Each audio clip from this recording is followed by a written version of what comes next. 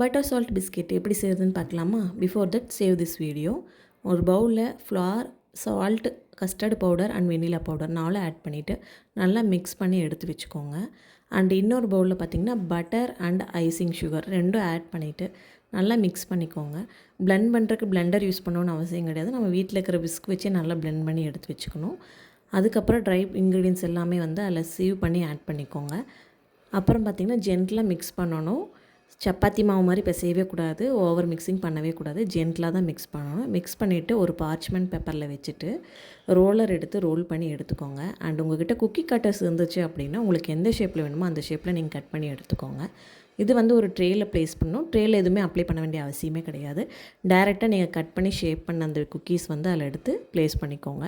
Place பண்ணிவிட்டு மேலே holes போடணும். அது பார்த்திங்கன்னா ஃபோர்க் வச்சு நீங்கள் யூஸ் பண்ணி ஹோல்ஸ் போட்டுக்கலாம். ஹோல்ஸ் போட்டுட்டு 180 டிகிரியில் 10 மினிட்ஸ் பேக் பண்ணணும். 10 மினிட்ஸ் பேக் பண்ணிவிட்டு கம்ப்ளீட்டாக கூல் டவுன் ஆகிற வரைக்கும் விட்டுறணும். கம்ப்ளீட் கூல் டவுன் ஆனதுக்கப்புறம் எடுத்து டேஸ்ட் பண்ணி பார்த்திங்கன்னா அவ்வளோ டேஸ்டியாக இருக்கும்.